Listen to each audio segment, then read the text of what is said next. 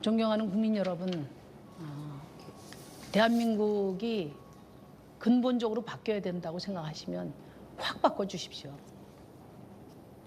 현상유지 정치 가지고 새로운 대한민국 가능하지 않습니다. 과감한 변화의 정치가 필요합니다. 문재인 후보, 안철수 후보 힘은 많이 갖고 있습니다. 그런데 개혁 의지 약합니다. 저 심상정 힘은 없지만 개혁 의지 확고합니다. 정말 과감한 개혁을 원하신다면 저 심상정을 대통령으로 만들어 주십시오.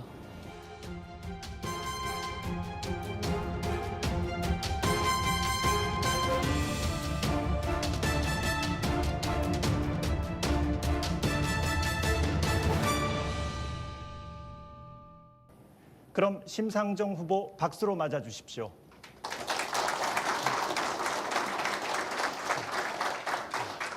심상정 후보의 모두 발언 들어보도록 하겠습니다. 시간은 1분 30초입니다.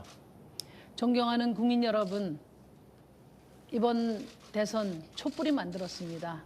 국민 여러분께서 사실상 정권 교체 이뤄 주셨습니다. 이제는 과감한 개혁을 통해서 새로운 대한민국을 만드는 일만 남았습니다. 누구에게 맡기시겠습니까? 홍준표 후보는 박근혜 정권의 후예입니다. 유승민 후보는 아직 그 책임에서 자유롭지 않습니다. 그래서 이번 대통령 선거는 저 심상정, 문재인, 안철수 후보가 개혁 경쟁을 하는 선거가 될 것입니다. 이 셋 가운데 지난 60년 재벌공화국 과감하게 개혁할 수 있는 사람 누굽니까?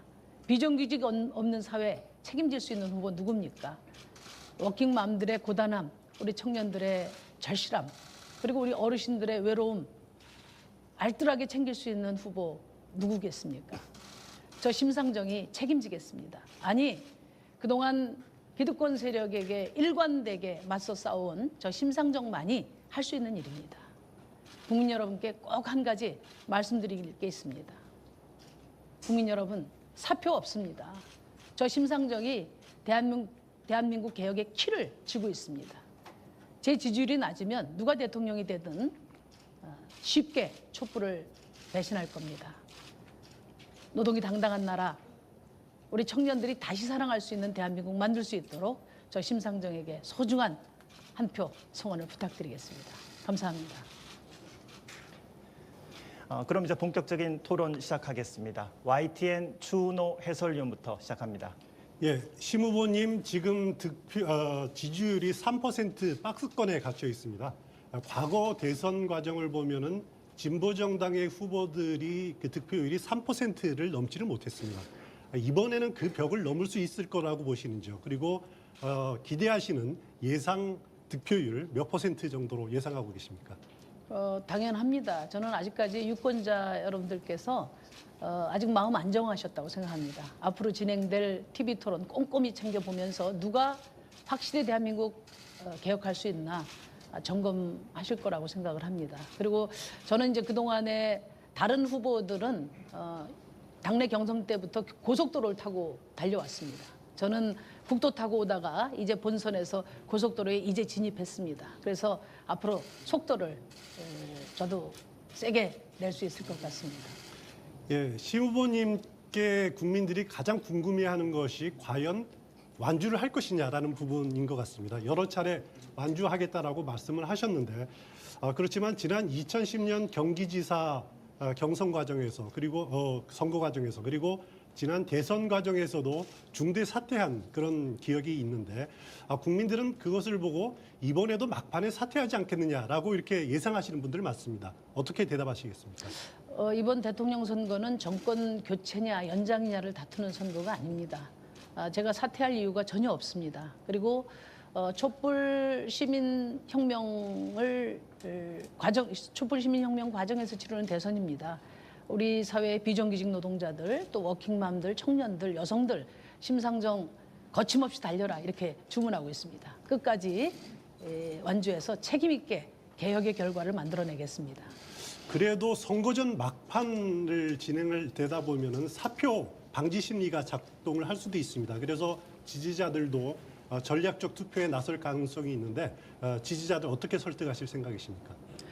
5개월 동안 촛불을 들어서 대통령을 파면시킨 그런 국민들입니다. 이제 과거처럼 될 사람 밀어준다든지 또는 정권 교체를 위해서 마음에도 없는 사람 찍어주지 않을 거라고 생각합니다. 대세에 의존하는 것이 바로 사표다. 저는 그렇게 생각합니다. 심상정에게 주는 표는 대한민국을 바꾸는 표가 될 것입니다. 마음속 깊이 신뢰하는 후보에게 우리 국민 여러분께서 소중한 한 표 주십시오. 예, 추은호 의원 수고하셨습니다. 다음은 CBS 홍재표 정치부장 준비하고 있습니다. 예, 심 후보님도 집권을 목표로 출마를 하는 것일 텐데요. 그런데 집권을 하더라도 6석에 불과한 그 소수 정당의 한계를 어떻게 극복할 수 있을지 의문이 듭니다. 다른 당의 협조를 이끌어내는 과정에서 타협을 할 수밖에 없게 되고 결국은 심 후보가 목표로 하는 대개혁이 퇴색하지 않을까 그런 의구심이 들 수가 있습니다. 어떻게 답을 주시겠습니까? 이번 대통령 선거는 누가 대통령이 되시더라도 소수 정권입니다. 그래서 선거 후에 연합 정치를 구상하지 않을 수 없다 이렇게 말씀드리고요. 큰 당, 그러니까 작은 당이기 때문에 협치를 할 수 없다. 그것은 사실이 아닙니다. 그동안에 우리 정치가 대결 정치가 됐던 것은 오랜 세월 동안 거대 정당들이 서로 반사이익을 노리는 그런 대결 정치였기 때문에 그랬거든요. 그래서 저희가 늘 다원적인 정당 체제를 요구했던 겁니다. 그런데 다시 양강 구도로 몰아세우는 것은 다시 대결 정치로 돌아가겠다. 그런 점에서 크게 우려하고 있다는 말씀 드리고요. 저는 확고한 개혁 구상과 의지를 가진 리더만이 최선의 타협 그리고 가장 강력한 통합력을 발휘할 수 있다. 이렇게 생각합니다. 지난 탄핵 소추 국면 때도 주저하고 머뭇거리던 두 야당 중심 잡고 탄핵소추 가결시키는데 저 심상정, 정의당 큰 역할을 했다고 자부합니다. 예, 그 연정과 협치를 말씀을 하셨는데 그 타협을 하는 과정에서 큰 당과 타협을 하다 보면 아무래도 이제 개혁의 취지를 조금 양보를 해야 되지 않을까 이런 생각이 드는데 그 점에 대해서는 어떻게 답변하시겠습니까? 그 최선의 설득과 노력을 하고 또 국민적인 공감이 뒷받침이 되면 최선의 타협의 결과를 만들어낼 수 있다. 그래서 민주주의에서는 타협이 보통의 승리라는 말이 있습니다. 이것이 정치권이 자기 이해관계를 조정하는 타협은 야합이지만 국민의 절실한 이해와 요구를 가지고 최선의 타협을 만들어내는 것은 그것은 이제 우리가 이야기하는 협치고 또 통합력이다. 이렇게 생각합니다. 그 국민의 이익을 극대화하는 최선의 타협, 저 심상정이 가장 잘할 수 있다고 생각합니다. 예, 홍재표 부장 수고하셨습니다. 다음은 MBN 장광익 정치부장이 질문해 주십시오. 네, 저는 저 외교안보 정책에 대해서 좀 여쭙고 싶습니다. 외교안보 정책을 읽어보면 북한과는 대화를 중시하셨고 제재와 압박에 대해서는 구체적으로 말씀을 하시지 않지만 반대한다라는 것을 충분히 읽을 수가 있습니다. 근데 여기서 제가 한 가지 궁금한 건요. 지금 국제사회는 중국을 포함해서 북한의 비핵화를 위해서 모든 국가들이 이 제재와 압박을 하고 있습니다. 그렇다고 한다면 대통령이 되시고 나면 이 국제사회와의 공조에서 빠지실 겁니까? 다시 말해서 제재와 압박은 하지 않으실 겁니까? 근데 제 말이나 또 공약에 대해서 굉장히 오해가 크신 것 같은데요. 저는 제재와 압박을 반대해 본 적이 없습니다. 강압이냐 또 포용이냐를 그런 이분법을 넘어서서 어쨌든 한반도 평화 체제를 만들어낼 수 있는 적극적인 평화 외교 리더십이 필요하다. 그런 말씀을 드린 겁니다. 제재도 또 포용도 다 평화를 위해서 필요한 겁니다. 제가 가장 중시하는 것은 어떤 경우에도 전쟁은 안 된다는 것이죠. 그런 점에서 제가 예전에 대표로서 대정부 연설 때 이미 밝힌 바가 있습니다. 한반도 비핵화를 목표로 하되 당면한 북핵 동결, 긴장 완화, 전쟁 방지를 위한 대화 테이블을 만들어내야 된다. 그리고 이것은 또 한반도 주변국의 미중을 중심으로 한 안보, 경제 이익을 조정하는 과정에서 성립될 수 있습니다. 그런 점에서 아시아판 헬싱키 프로세스가 필요하다. 그런 제안을 드린 바가 있습니다. 그런 말씀을 들어보니까 역시 제재에도 필요하면 동참을 하시겠다는 말로 이해가 되는데 지금까지 북한 제재와 관련해서 유엔 안보리 이행이나 또 주변국들의 동참을 가장 강력하게 촉구해 왔습니다. 그렇다라고 한다면 공약집에 보면 개성공단과 금강산 관광은 집권 이후에 적극적으로 재개하겠다라고 하셨는데 좀 두 가지가 상충되지 않습니까? 그건 그렇지 않습니다. 저는 금강산 재개나 또 개성공단 재개를 해야 된다고 이야기를 했는데 이런 경제 교류가 뭐 긴장이 고조되거나 정치적 계기에 의해서 계속 좌절돼 왔기 때문에 단지 개성공단 재개가 아니라 저는 국제적으로 신뢰를 얻을 수 있는 국가와 국가 간의 경제 협력을 제도화하는 게 필요하겠다. 그래서 경제협력 강화협정을 체결하겠다 이렇게 말씀드린 바가 있습니다. 그래서 이것이 어떤 포용 정책이냐 또는 강압 정책이냐를 넘어서서 국익과 경제 교류의 관점에서 경협을 제도화함으로써 이 경협이 지속적으로 강화되고 또 그것이 평화의 자산으로 쌓일 수 있도록 하겠다. 그렇게 제가 공약을 냈습니다. 예, 조금 더 좀 명확하게 좀 할 필요가 있어서 제가 네. 추가적으로 여쭙겠습니다. 네. 지금 북한이 핵실험 그리고 미사일 실험을 중단하지 않고 있는데 원래 공약하신 대로 그렇더라도 그 개성공단을 재개하고 그 금강산 관광은 집권하자마자 계속 여시겠다는 건가요? 아니면 북한이 지금 이 상태라면 안 하겠다는 말씀이신가요? 그 부분에 대해서 좀 명확하게 좀 해주십시오. 지금 북핵에 대한 대응과 또 경제 협력을 재개하는 문제는 저는 투트랙으로 병행해 나가야 된다고 생각합니다. 그리고 그것이 오랜 세월 동안 역대 정권들이 견지해 왔던 원칙입니다. 그런데 그때마다 정치에 활용되고 또 긴장이 고조될 때마다 경제 협력이 좌우되니까 북한에 투자했던 우리 기업들이 얼마나 큰 고통을 받고 있습니까? 그래서 저는 경협을 정치와 완전히 분리할 수 있도록 국제적 수준의 국가 대 국가의 협정 수준으로 제도화하겠다는 말씀을 드립니다. 예, 장광익 부장 수고하셨습니다. 이번에 KBS 최동혁 정치팀장 질문해 주십시오. 네, 심 후보님은 노동 전문가신데요. 이번에 선거 캐치프레이즈를 보면 노동이 당당한 나라를 만들겠다라고 말씀하고 네, 계십니다. 그렇습니다. 노동이 당당한 나라 무슨 뜻인지요? 그리고 어떻게 만들겠다는 것인지 말씀해 주십시오. 그러니까 우리 국민들이 60년 동안 피땀 흘려 세계 10위권의 경제대국을 만들었습니다. 그런데 그 경제적 성과 다 누가 가져갔습니까? 대한민국 행복 어디로 갔습니까? 바로 이런 질문을 하고 싶어서 광화문 광장에 50일 동안 촛불이 탔다고 저는 생각합니다. 다음 대통령은 무엇보다도 사람을 살리는 대통령이 돼야 된다. 그런 말씀 드리고요. 이 노동이 당당한 나라의 3대 과제는 이제 비정규직 없애야 합니다. 그리고 최저임금 올리고 동일노동 동일임금 원칙을 실현해야 합니다. 그리고 노동시간 단축해야 합니다. 그 3대 과제를 실현해서 땀 흘려 일하는 사람들이 대접받는 사회 꼭 만들겠다. 그렇게 약속드립니다. 네, 그 노동 시간 단축을 방금 말씀하셨는데 일자리도 나누고 노동의 삶도 보장하겠다 네. 이런 말씀이신데 이게 오히려 임금만 삭감당하는 게 아니냐는 지적도 있습니다. 어떻게 답변하시겠어요? 저는 어제 제가 노동시간 단축 공약을 냈는데요. 대통령 직속으로 노동시간 단축위원회를 만들겠다.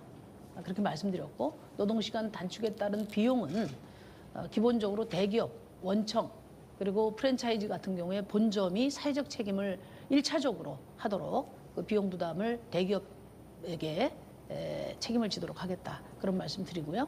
그리고 노사 간의 산별교섭을 적극적으로 지원해서 여가를 늘리는 것과 임금 사이에 조정을 노사 교섭을 통해서 합의를 통해서 이루어지도록 하겠다. 그리고 그것도 안 되는 영세 자영업자들 같은 경우에는 국가가 일자리 예산 지금 한 17조인데 이것을 더 늘려서 노동시간 단축을 적극적으로 지원하겠습니다. 이미 현재 제도 하에서도 노동시간 단축을 지원하는 그런 제도가 있습니다.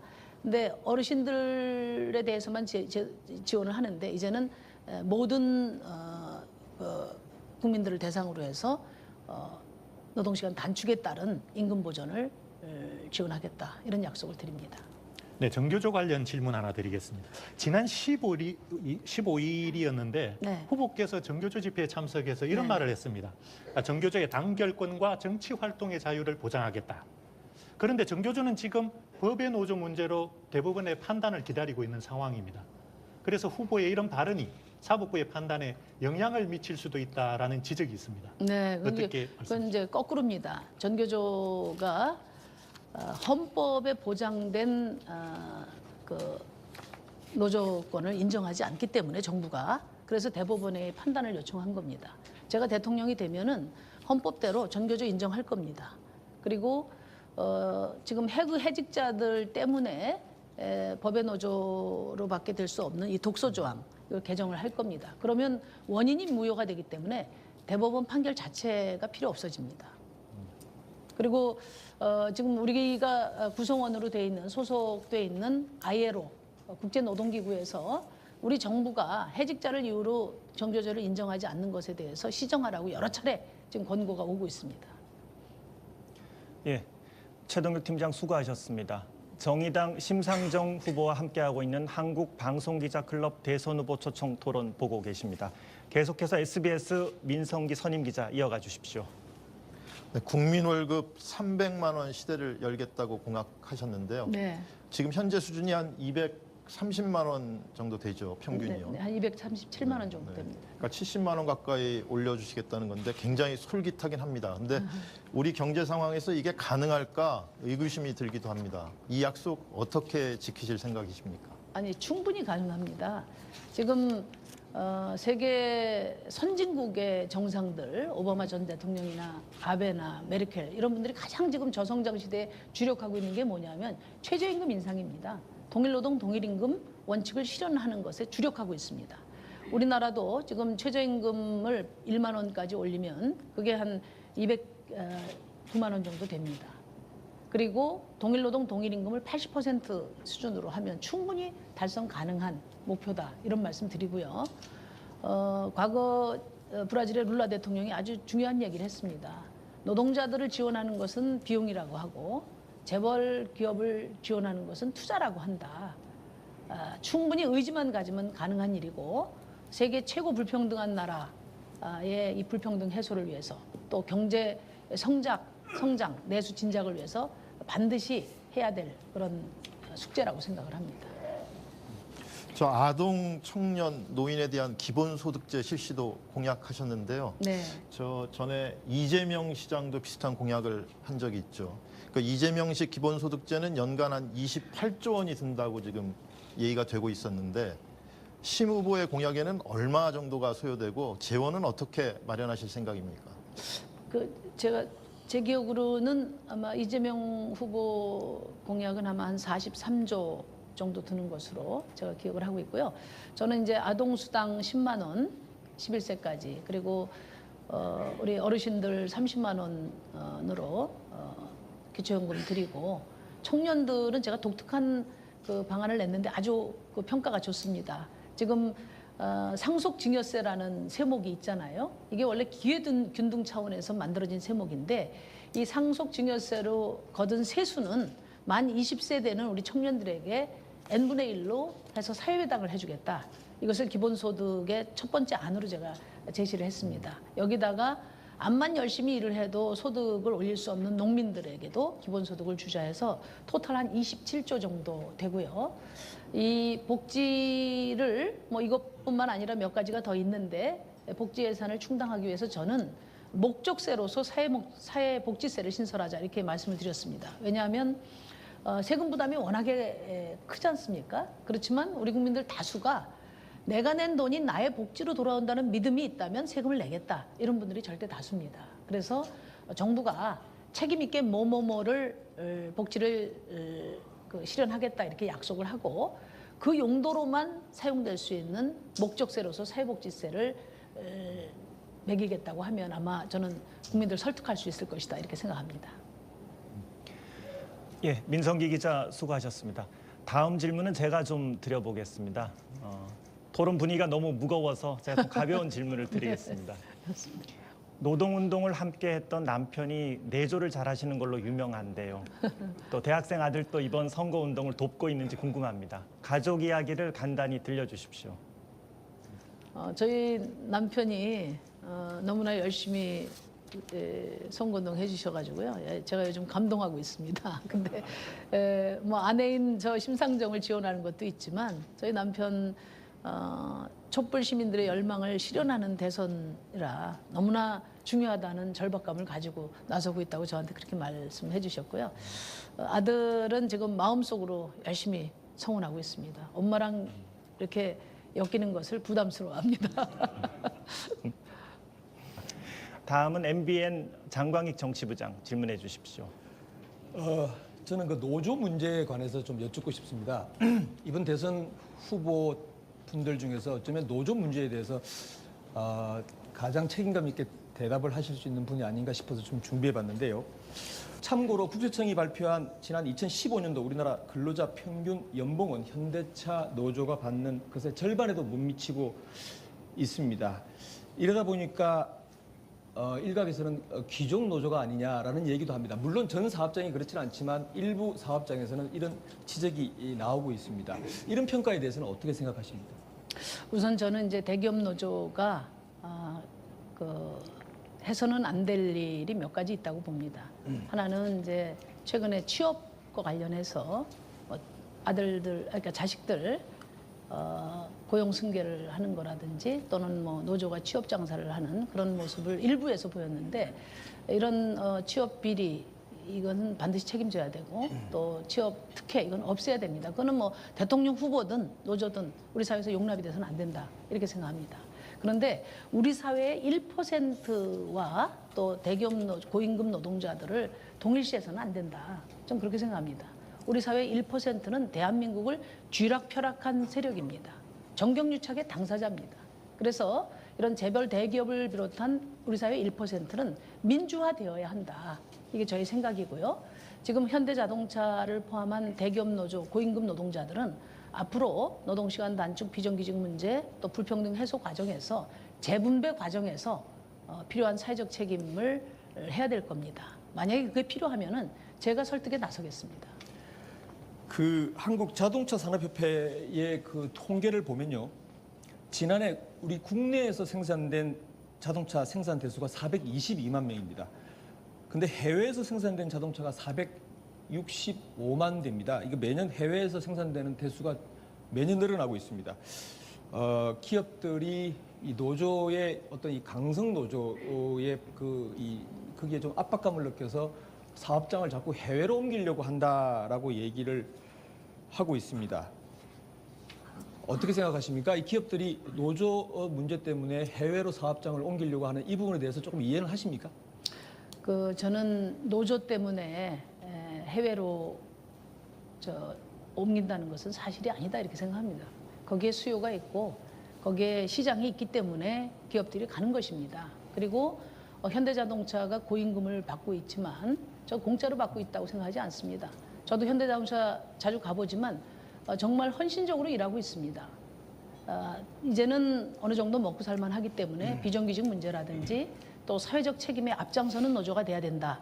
저도 그렇게 촉구하고 그렇게 더 열심히 해줄 것을 바라지만 마치 현대자동차 노동자들이 일 안 하고 놀고 먹고 공짜 월급 받는다 이런 것은 자동차 산업의 역사 자체를 부정하는 것이다. 좀 그렇게 생각합니다.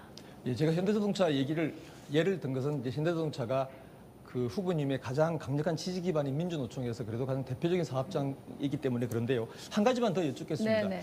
이 경제 담당하는 기자들이 봄만 되면 꼭 쓰는 기사가 있습니다. 눈을 감고도 쓸 수 있는 기사가 있습니다. 뭐 이런 기사입니다. 현대차 노조는 올해 한 해 동안에만 19차례 부분 파업을 벌였고 이로 인해서 피해 규모가 한 2조 3천억이 된다. 지난해 나왔던 기사인데요. 이게 지난해도 그렇고 지지난해도 그렇고 매년 봄만 되면 나오는 기사가 이런 기사입니다. 그래서 방금도 이제 그 대기업 노조의 사회적 책임에 대해서 그 말씀을 하시겠다고 그러셨는데 차제에 물론 그 재벌의 지배 구조 개혁은 별도로 하고요. 이처럼 그 대기업 이 사업장에서 벌어지고 있는 잦은 이 파업에 대해서 좀 이렇게 파업을 줄이는 게 어떻겠느냐. 한국 경제가 그러지 않아도 어렵고 또 파업으로 인한 중소기업들의 피해가 워낙 큰데 파업을 좀 줄이는 게 어떻겠느냐라는 말씀을 하실 수 있는 유일한 후보는 심장선 후보입니다. 그 대기업 사업장 노조에 대해서 그런 말씀을 좀 이렇게 흔쾌히 하실 용의가 있으십니까? 우선 저는 우리 사회 인식이 근본적으로 바뀌어야 된다고 봅니다. 노동조합을 만들고 교섭하고 파업하는 것은 헌법이 보장하는 권리입니다. 근데 그걸 하는 것을 불온시하고 그것을 적대시하고 그렇게 하는 것이 마치 무슨 헌법을 위반하는 것처럼 이렇게 몰아세우는 이런 사회 풍토가 이제 바뀌어져야 됩니다.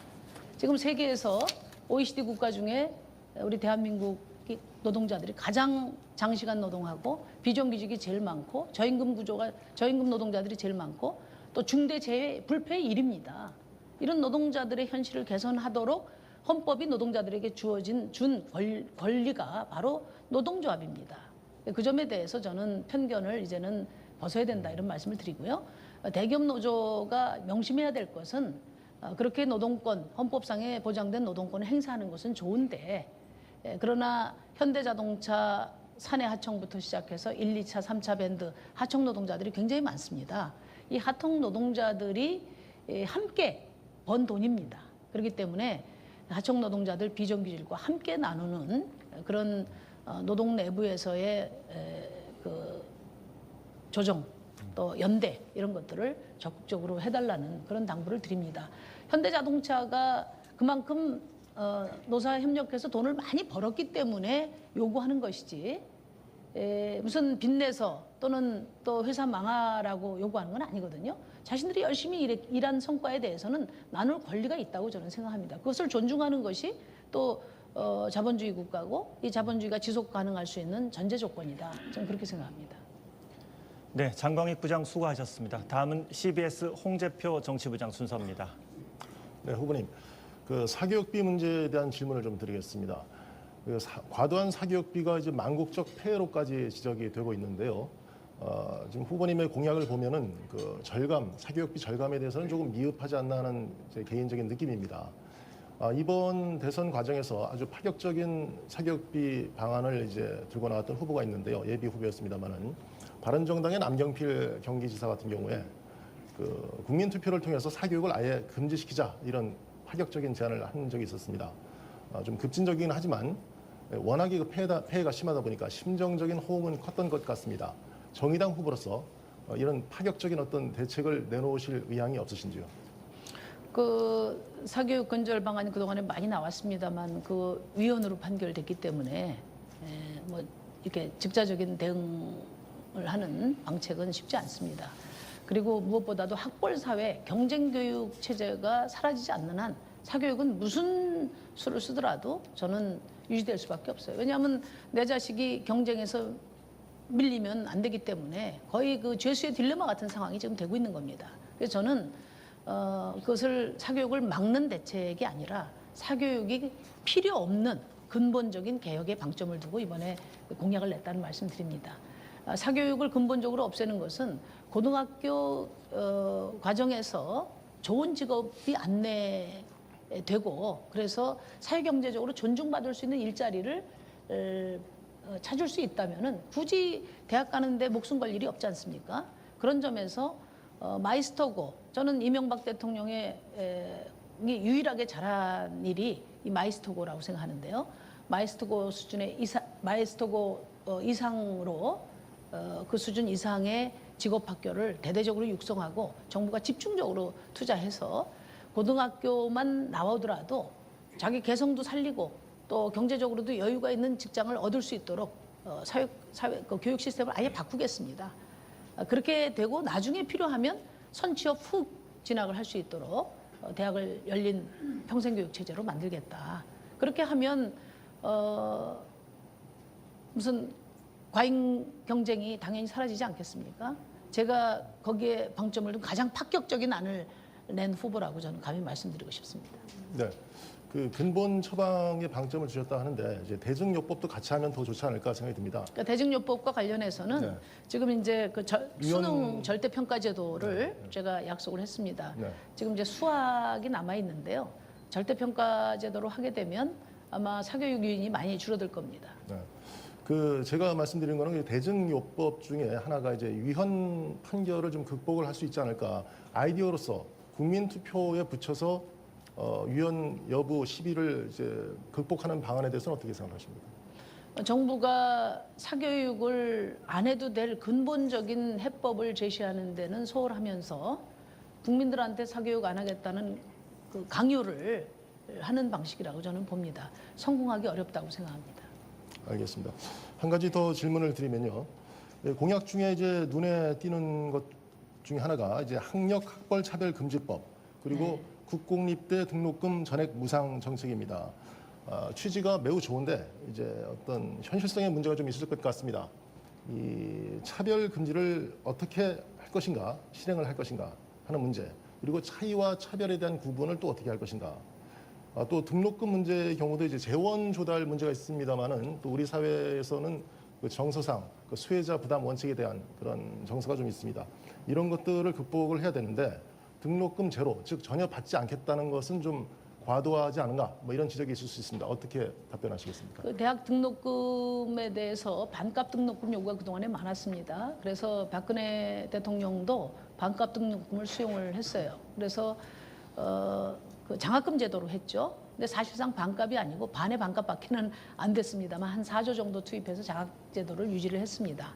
근데 제가 드리는 말씀은 장학금 제도가 아니라 아예 등록금 자체를 낮추는 것이 우리 학생들과 학부모들이 원하는 거다. 그런 말씀 드리고요. 그래서 국립대, 국공립대는 대학 등록금을 받지 않고 사립대는 진짜 반값으로 낮추겠다는 것이 저희 공약의 핵심입니다. 그거 어떻게 하냐 이야기하는데 이미 장학금으로 4조 정도가 지금 이미 준비돼 있고요. 저희 계산으로는 한 3조 4천 정도만 투입하면은 제 공약을 바로 실행할 수가 있습니다. 지금 OECD 국가 중에서 고등교육의 투자 비중이 우리나라가 아직도 많이 낮습니다. 우리 국민들은 아이들 교육이라면 모든 것을 희생하지 않습니까? 국가도 그런 부모의 마음으로 이 대학 등록금 문제 해결해야 된다고 봅니다. 네, 홍재표 부장 수고하셨습니다. 이번에는 YTN 추은호 해설위원 질문입니다. 예, 저는 세금 문제 좀 여쭙겠습니다. 심 후보님은 대선 후보들 가운데서 가장 많은 복지를 이렇게 공약하고 계십니다. 그렇지만 이제 반대급부로 가장 많은 세금을 또 요구하고 있는데 법인세, 소득세 인상뿐만 아니라 사회복지세 신설도 말씀하고 계십니다. 하지만 그 세금 올리지 않은데 좋아할 사람 하나도 없고 이것이 득표 전략에는 별로 좋은 전략이지는 않은 것 같습니다. 네. 그 심 후보님이 말씀하시는 그 증세 주장, 우리 국민들이 받아들일 수 있는 정도라고 보시는지요? 우선 정치인은 인기가 없어도 미래에 대해서 책임 있게 말해야 한다고 생각합니다. 사실 더불어민주당 같은 데는 저하고 복지 공약이 크게 다르지 않습니다. 저희는 80조가 필요하다고 했는데 더 필요하다고 했는데 지난 총선 기준으로 볼 때 더불어민주당은 30조만 필요하다고 했습니다. 정직하지 않습니다. 그러면 50조 원어치 공약은 부도가 예정된 공약 아닙니까? 제가 우리 국민들한테 듣는 얘기 중에 가장 아픈 얘기는 사기꾼 말을 믿지 정치인 말을 믿지 않는다 이런 겁니다. 이제는 신뢰와 책임으로 경쟁해야 된다고 저는 생각합니다. 그런 점에서 저희는 진솔하게 저희가 이루고자 하는 복지 공약에 대한 예산을 정직하게 말씀을 드렸습니다. 근데 제가 세금 올리는 거 다 싫어하지만 우리 국민들이 실제로 세금에 대해서 크게 문제인식을 갖는 것은 우선 형평성 문제입니다. 많이 번 사람 많이 내고 적게 번 사람 적게 내야 되는데 고소득자들 탈루한다 이겁니다. 두 번째는 투명하지 않다는 겁니다. 내가 많이 내도 좋은데 그 내가 낸 세금이 나의 복지로 돌아오느냐에 대해서 의구심을 가지고 있습니다. 그래서 조세 형평성을 제고하고 그다음에 국민이 낸 돈을 가지고 국민들에게 투명하게 되돌려주는 그런 조세 정책의 개혁을 이루면은 저는 국민들을 얼마든지 설득할 수 있습니다. 3분의 2가 북유럽과 같은 스웨덴과 같은 그런 복지국가 되고 싶다는 것이 우리 국민들의 뜻입니다. 예, 조세 형평성 말씀하셨으니까 추가로 여쭙겠습니다. 사회복지세 신설을 말씀하셨는데 네. 사회복지세라는 것이 기존의 소득세, 법인세, 그리고 상속증여세, 종합부동산세의 10에서 20%까지 이렇게 추가로 부과하자. 네. 그리고 그 추가 징수분을 모두 복지 지원으로 쓰자라는 것 아닙니까? 그럴 경우 부자 증세에서 한 발 더 나아가서 우리 사회 중간계층, 평범한 시민들에게도 세금을 더 물리도록 하겠다라는 겁니다.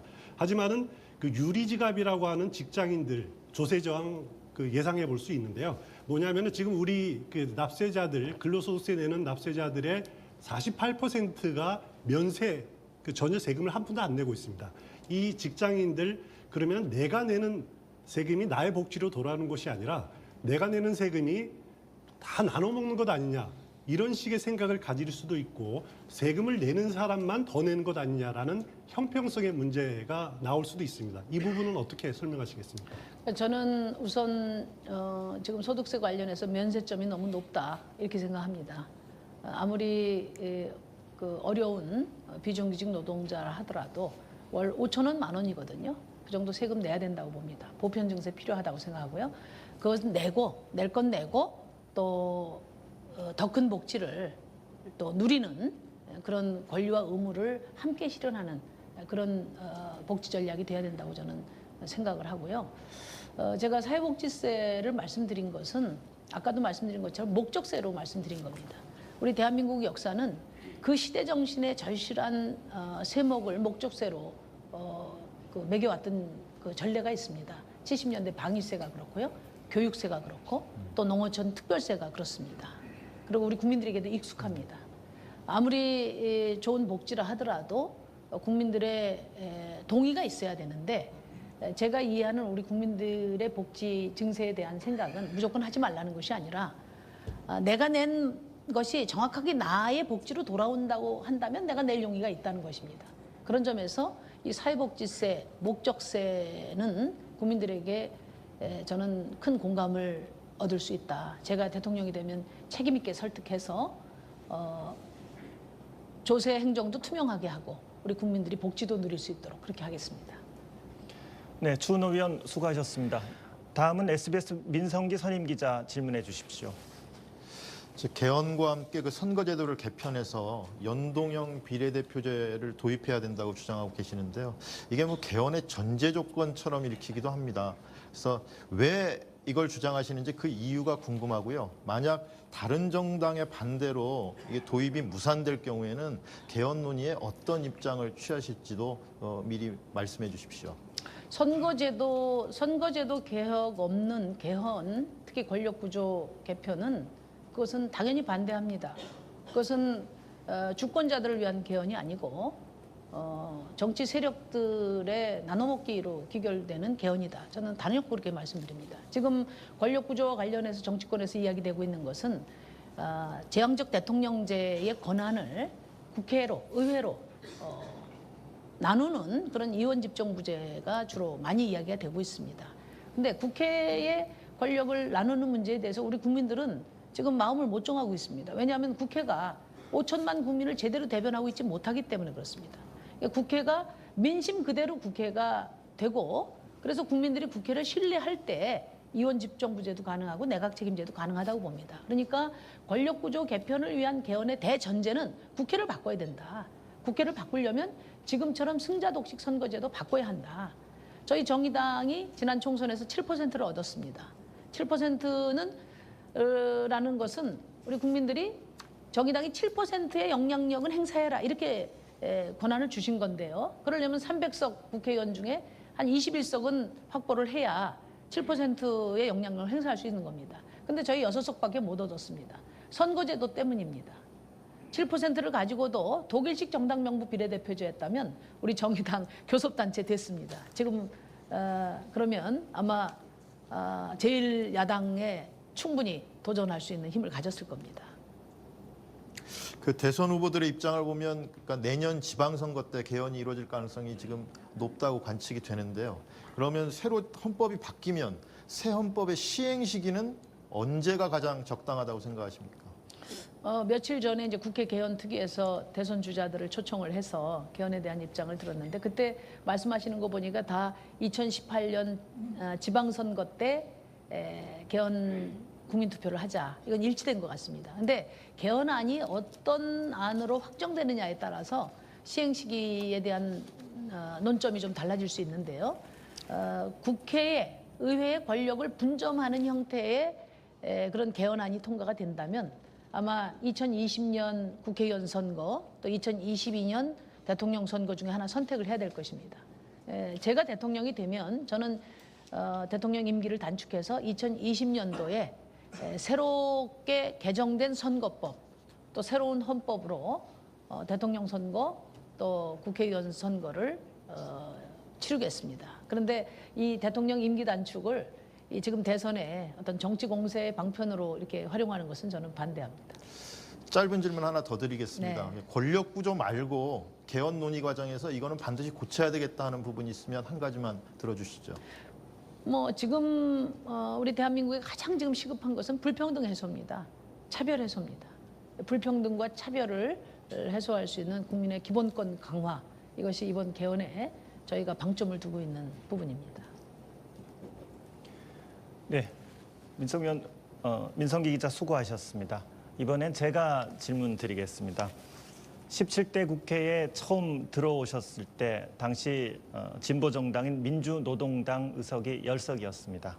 그런데 지금 정의당 의석은 6석입니다. 그동안 한국 정치에서 진보정당이 그다지 큰 발전을 하지 못한 것으로 보이는데요. 그 이유가 어디에 있다고 생각하시는지, 그리고 이것을 극복할 수 있는 방안이 있으시면 말씀해 주십시오. 네, 그동안 진보 정치가 현실 정치에 적응하는 과정에서 많은 시행착오를 거쳤습니다. 실패로부터 많이 배웠습니다. 저희 정의당이 이제 5년 차를 맡고 있는데 이제는 합리적인 노선 저희 준비됐습니다. 그리고 조직적으로도 탄탄하게 쌓아가고 있습니다. 이제 우리 정의당은 집권을 위한 도전을 시작할 때가 되었다, 이렇게 생각합니다. 그리고 이번 대통령 선거를 계기로 우리 국민 여러분들께서 선거법 개혁에 힘을 실어주신다면은 저는 그동안 촛불을 함께 들었던 광범한 시민사회 정치 세력들, 그리고 민주당의 진보적인 일부까지를 포함해서 대대적으로 정계 개편에 나서겠습니다.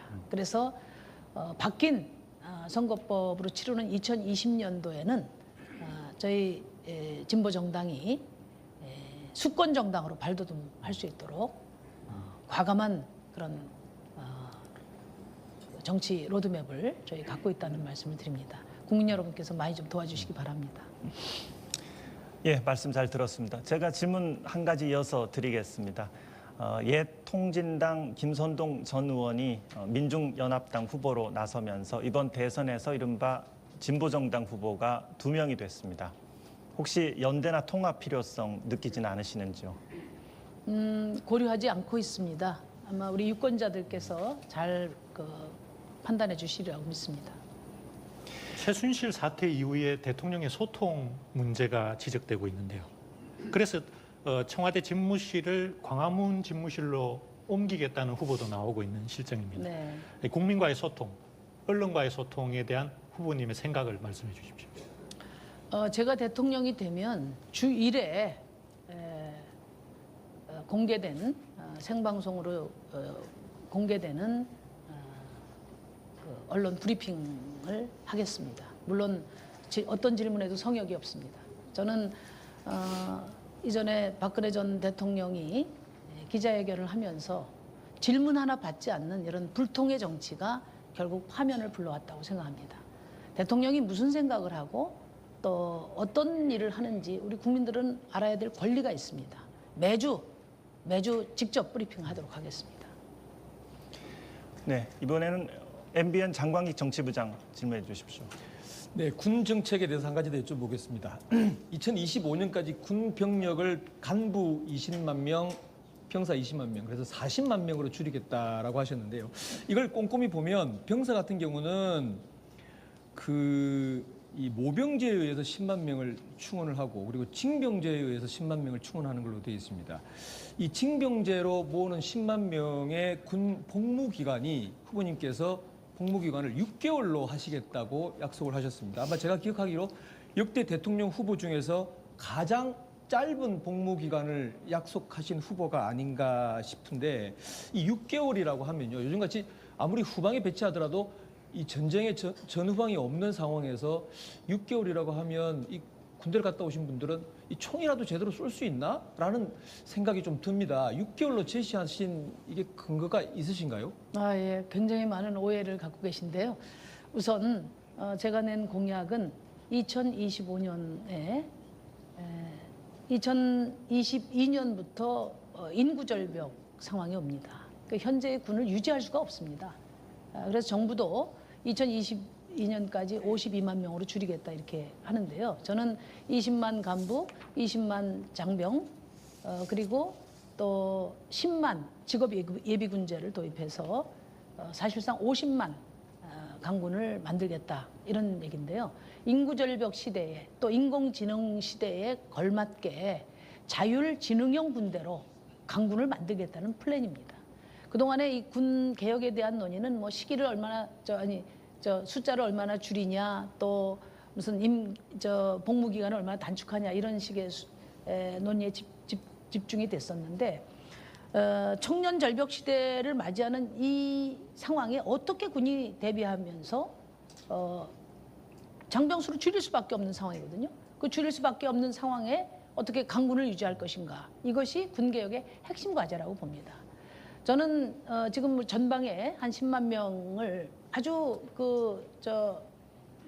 낮은 계급의 일반 장병들로 전방을 다 이렇게 배치를 했는데 전문 병사제도 말하자면 직업 군인을 한 10만 명 채용해서 전문성을 갖춘 이런 전문 병사들을 전방에 배치하겠다는 겁니다. 그리고 징병을 통해서 복무하는 그런 우리 병사들은 후방에 주로 배치하게 될 겁니다. 그래서 2025년까지 전문 병사 제도 10만 명이 완비가 되면 그때부터 일반 병사들은 장병들은 6개월 근무, 후방 근무를 시키겠다. 그런 계획입니다. 이것이 인구절벽 시대에 정예 강군을 유지하는 가장 효과적인 방안이라고 저는 감히 생각합니다. 첫 번째 비정규직 문제와 관련해서는 제가 기업주라 하더라도 좀 더 값싸게 노동력을 쓸 수 있으면 그 길을 선택할 겁니다. 기업주들이 다 나쁘기 때문에 비정규직을 쓰는 게 아니라고 봅니다. 정부가 진짜 비정규직을 써야 될 일자리를 제외하고서는 비정규직을 쓰지 못하도록 해야 됩니다. 그런 강력한 조치가 있어야 됩니다.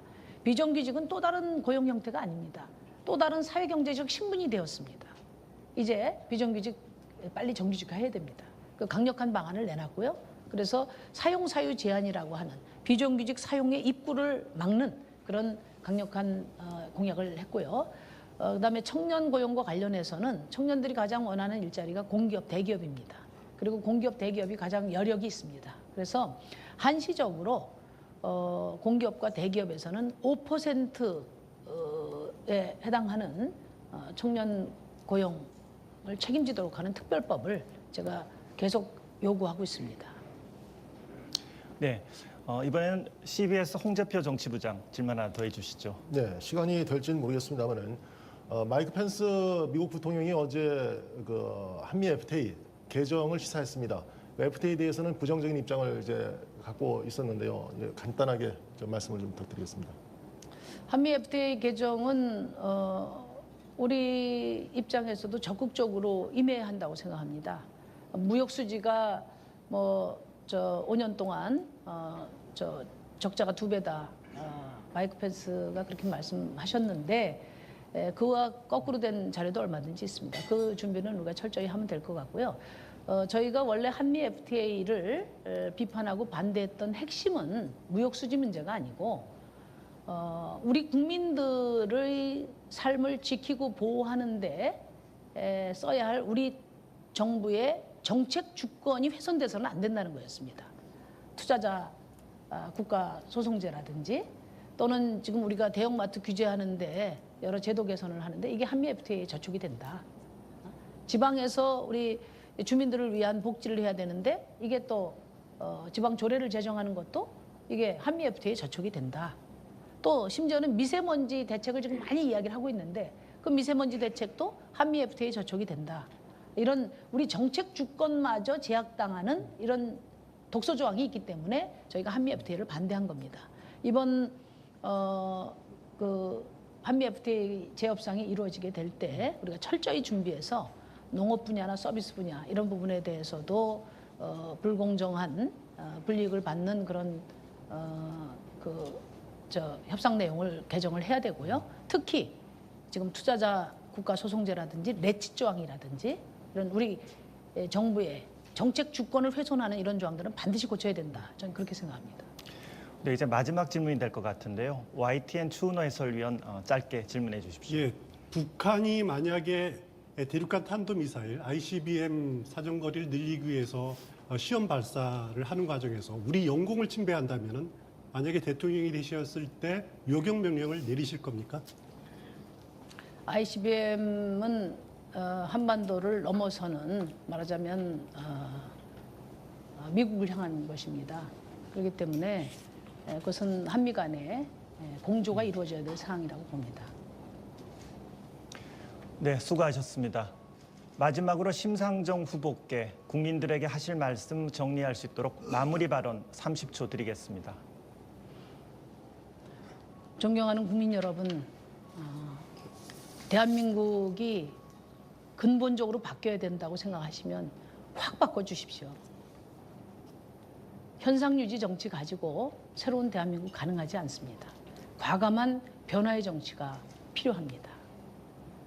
문재인 후보, 안철수 후보 힘은 많이 갖고 있습니다. 그런데 개혁 의지 약합니다. 저 심상정 힘은 없지만 개혁 의지 확고합니다. 정말 과감한 개혁을 원하신다면 저 심상정을 대통령으로 만들어 주십시오. 그것이 시대 정신에도 부합하고 또 성공하는 정부를 만드는 길이라고 저는 생각합니다. 감사합니다. 네, 말씀 잘 들었습니다. 한국방송기자클럽 BJC가 마련한 심상정 정의당 대선 후보 초청 토론은 여기까지입니다. 오늘 성의 있게 답변해 주시고 열띤 토론 이어가 주신 심상정 후보께 다시 한번 감사드립니다. 그리고 패널 여러분 수고 많으셨습니다. 시청해 주신 여러분 대단히 고맙습니다.